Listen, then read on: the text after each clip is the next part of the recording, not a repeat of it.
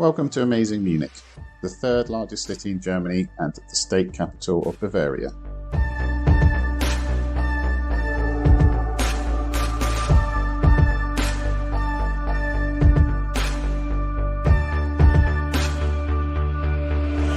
With a population of about 1.5 million residents, the city often ranks top in city lists for quality of life and standard of living. Situated on the Isar River and not so far from the stunning Bavarian Alps, Munich is famous for culture, beer and football. Despite being heavily bombed in World War II, Munich's rich history and traditions have filled the city with interesting places to explore, including amazing parks, churches, palaces and museums. So here is my top 10 based on many visits to the amazing city of Munich. And stay to the end for a bonus location with a great viewpoint that is free of charge. Oh, and before we get started, I will apologise in advance to any German speakers for my terrible pronunciation.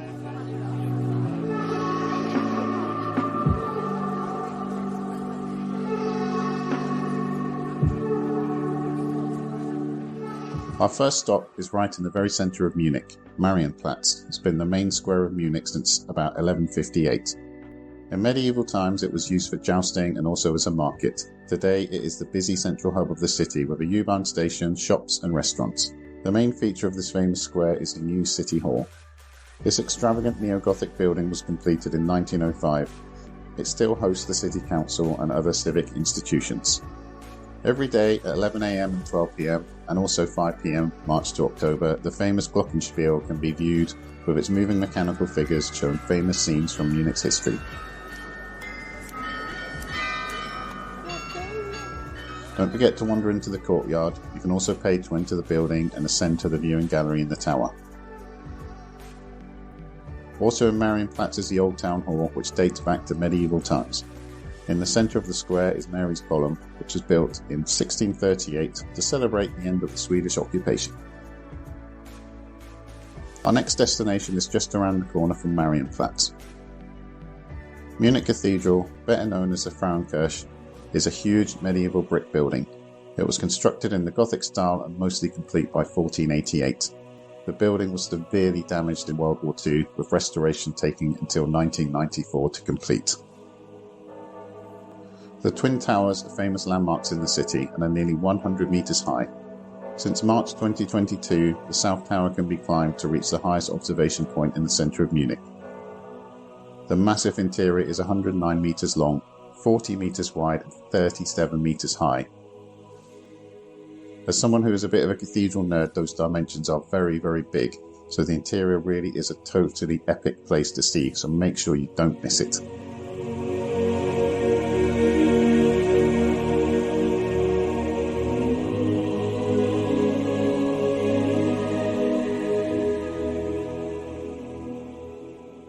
A few minutes walk away is another important square in Munich known as Odeonplatz. This majestic 19th century space was named after a former concert hall. The location is infamous as the location of the 1923 beer hall putsch, where Hitler and the Nazi Party attempted to seize power in a deadly gun battle, resulting in the deaths of 20 people. Today, Odeonplatz is the location of several interesting buildings, including the Feldherrnhalle, which was commissioned in 1841 by King Ludwig I of Bavaria to honour the Bavarian army. It is a copy of the famous Loggia de Lanzi in Florence. Another site in Odeonplatz is the impressive Theatine Church. This large building was designed in the Italian Baroque style by an Italian architect and was constructed between 1663 and 1688. Although the towers and facade were added later and completed by 1768. The interior with its intricate stucco and majestic dome is utterly stunning.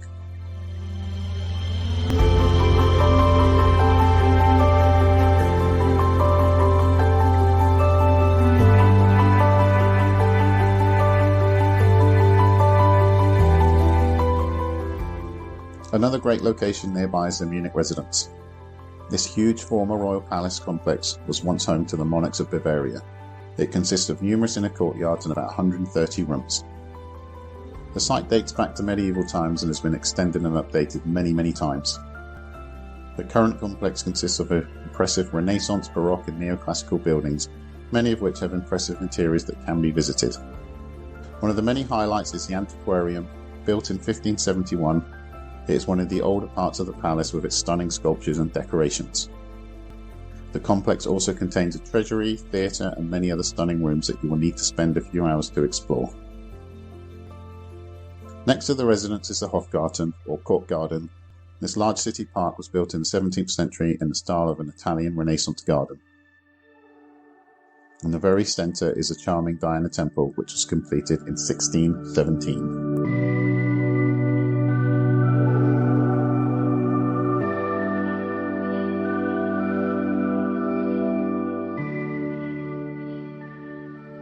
The Englischer Garten is a large park next to the Hofgarten. It stretches from the city centre and extends almost to the city outskirts, making it one of the largest urban parks in the world. Created in 1789, it is styled in the manner of an English landscape garden. This style of informal garden design was made famous by the English gardener and landscape architect Lancelot Capability Brown. Highlights of this huge park include the Eisbachwelle, where you can watch locals surfing in this man-made river. Nearby is the Monopteros, a small circular replica of a Greek temple that was built in the 19th century for Ludwig I. From its mound, you can enjoy lovely views across the park and see the historic city skyline. Also in the park is a beer garden with its ornate wooden tower built in 1790. It resembles a Chinese pagoda. Another highlight of the park is a hard-to-pronounce Klein Hessel-Loher See, a large lake with spectacular scenery that looks especially great in autumn.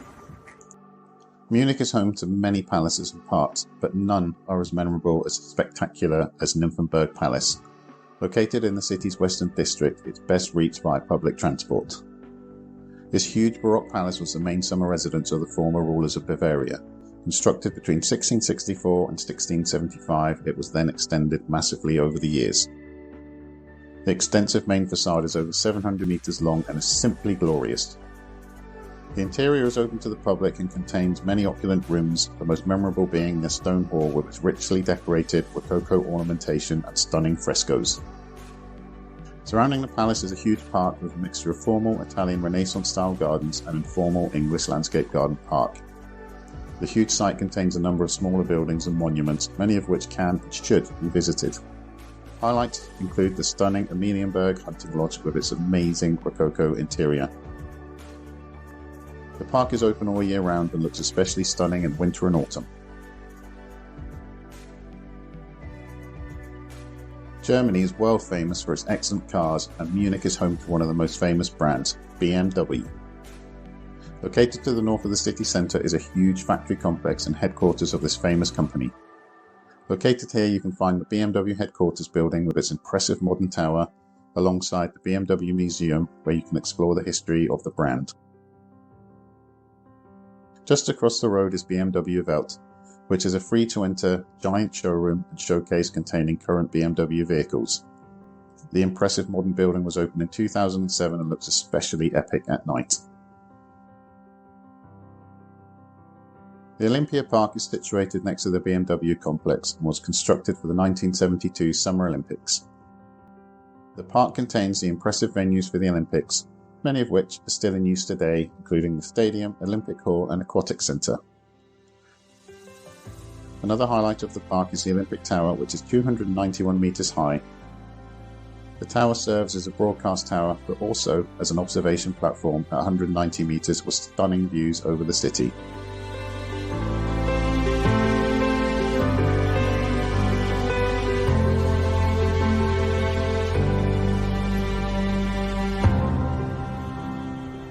Also not to be missed while visiting the Olympia Park is the hilltop viewing point located on a mound in the south of the park.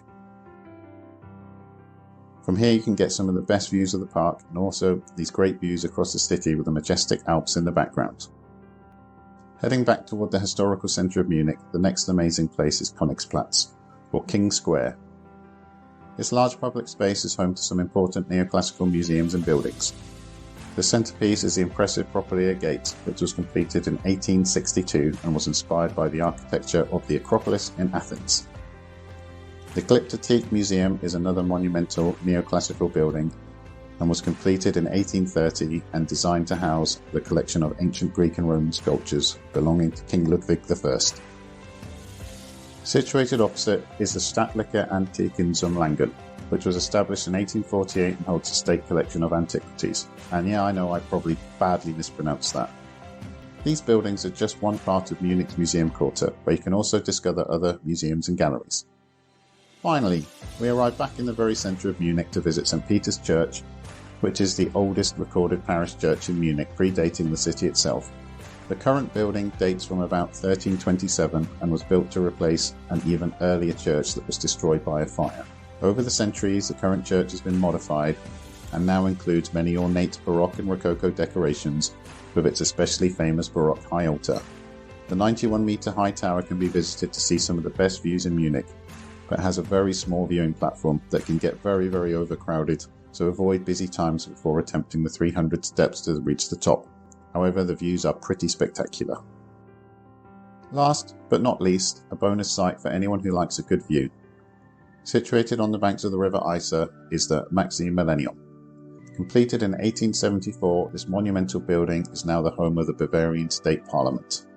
From the top of the steps leading up to the main entrance, you can see epic views over the entire city, a real treat and a great place to relax and soak in the scenery. That's it for my top 10. Let me know in the comments if you disagree with my 10 picks, and feel free to correct my awful pronunciation. Thank you very much for watching. If you made it this far, I would greatly appreciate it if you hit the like button, as it really helps my channel. Many thanks and see you next time.